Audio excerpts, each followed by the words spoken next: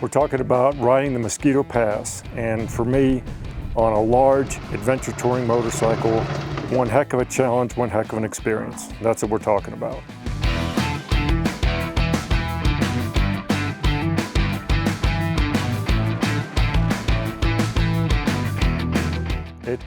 It's pretty intimidating. We came from the Alma side, and so when it first really starts, that is the most challenging section, and you'll be able to see it. It's just a lot, it's fairly steep, and there's a lot of good size, probably the size of my hands right here, round rocks covered with dust on a long climb, very difficult to find the right line. And of course, the last thing you want to do is to lose your momentum, which I did. I didn't know if I was ever going to get going again. With that big bike, it was really hard to get the traction. I don't have knobbies on this thing, probably should have, I think that would have helped. But when I got to the top of that section, I was sweating like crazy, exhausted. Of course, you're high elevation already, so I was really starting to doubt myself.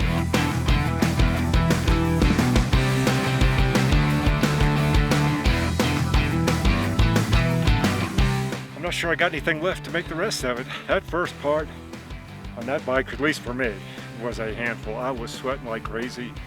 Well, I'm not giving up. We're going to go see what it's got left. After that, although it was still very challenging, there weren't as many loose rocks. It wasn't quite as bad, and I think only one other time did I lose my momentum and have to restart, which is, again, the last thing you want to do, I think, on a big bike like that. So it was kind of good to get through that first section, and I wish I'd known that going in, because I would have been a lot more confident. I wasn't sure I was going to make it at all after that first section, but yeah, that was a gut check.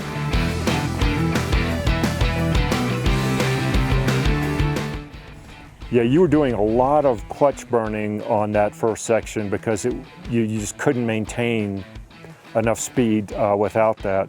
After that, I very rarely had to burn the clutch. You could pretty much just run it in first gear and keep your speed a little higher, which made everything better. But yeah, that first section was a fair fight, let's put it that way.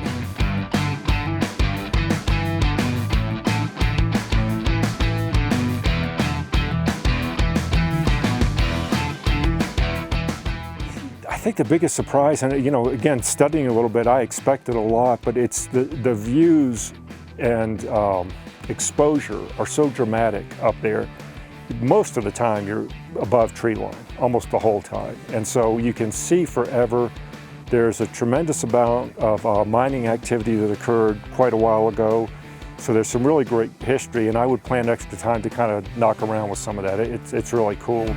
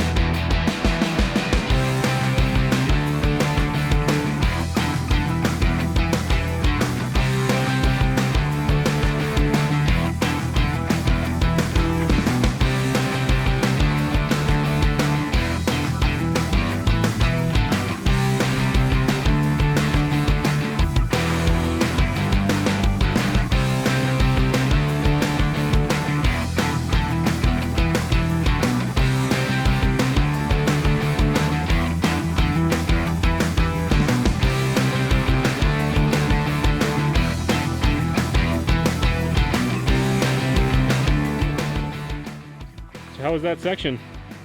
Well, you don't have to go down to get some damage on this one. Can you see that on the camera? I could hear something on the last section. Oh, it's your exhaust bracket here, huh? Yeah. Oh yeah. Yeah. The metal just snapped. God, the nuts and bolts still there.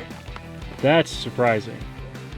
All right, she all band-aided up? Yeah, I don't know if you can tell, but this is not a KTM part. This is something we did ourselves. It's actually not even a full bungee, only one clip. So we've done the best we can to tie it on, and we'll see what the hell happens.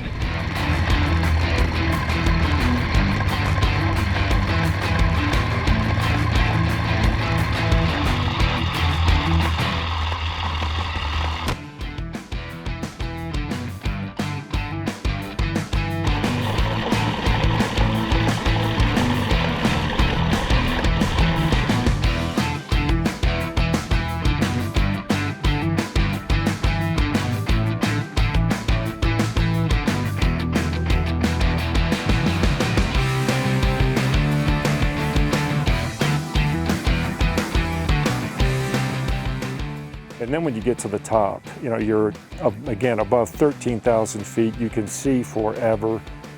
It's a really good feeling. And that meant more to me even than I thought it would. Just how dramatic and spectacular everything was. It was pretty wild.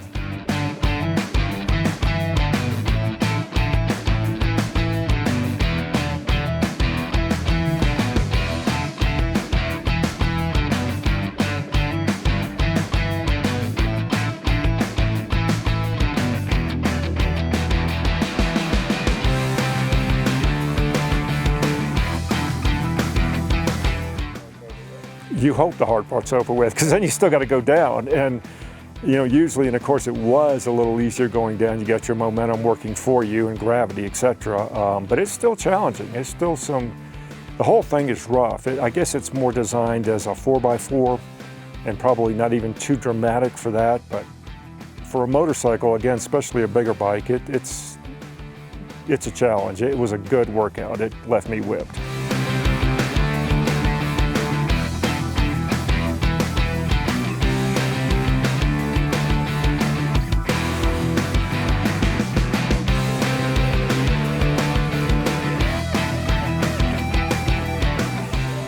I think there are probably three things that I could have done better. One, be a better rider, be a younger rider, probably wouldn't have hurt at all. I'm sure it wouldn't.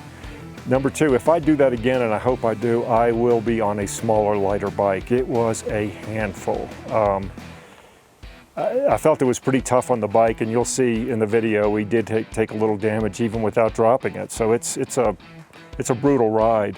And again, we'll show you this too. I have, you know, on-off-road tires, but they're not knobbies. I think knobbies would have been a big help. So those are, you know, I'd come back with a smaller, lighter bike with full knobbies, ideally something that's geared lower in first gear, and if possible, a recluse clutch. And then I think you'd have a much easier, better time. Yeah. You know, one of the things that we thought about, because Cam and I did the BDR here in Colorado, which takes Weston Pass, this is just south of this path, over to the Leadville area, to Leadville. So this could be another more advanced option for that. But it would be the most challenging part of the BDR in Colorado, I think, by a decent bit. So I'd give it on a big adventure touring bike, I'd give it maybe a black almost, probably a black. At least for me it was. I do not want to do anything harder.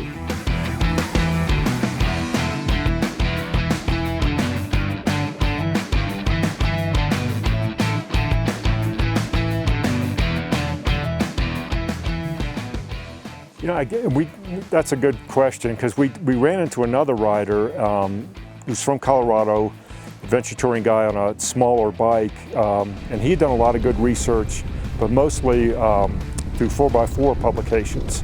And it was only rated, I think, an intermediate trail on that, and we all both just were kind of like, holy mackerel, for a motorcycle, it's a handful. So I was surprised at the difference in conditions and how it makes a difference to the type of rating for a motorcycle trail. It's very hard, so that's a pretty good check for me, or a pretty good education. But if I had a chance to do it on a lighter, smaller bike that's well set up, I'd recommend it for any rider who's interested. It really is neat, and again, especially on the Leadville side, both sides, but tons on the Leadville side, so much old mining activity. It's really a neat experience. And Leadville's a pretty cool town too. So it's just a great area. Both towns are two of the highest towns, I think, in the United States. So it's a high altitude, off-road riders kind of ideal scenario. I don't think so. I hope other guys get a chance to do it. I hope this is helpful. If you have questions, just post them up there. We'll try to answer them best we can, but hope you get a chance to ride it. It's really meant a lot to me. Awesome. Thanks. That was probably, what, a quarter mile, I think, that you just covered? That or 100, I'm not sure. Quarter mile, 100 miles, same thing. It's half the energy I have for the rest of the week, I know that. And we have a bit of a ways to go, I feel. I think we're at the top.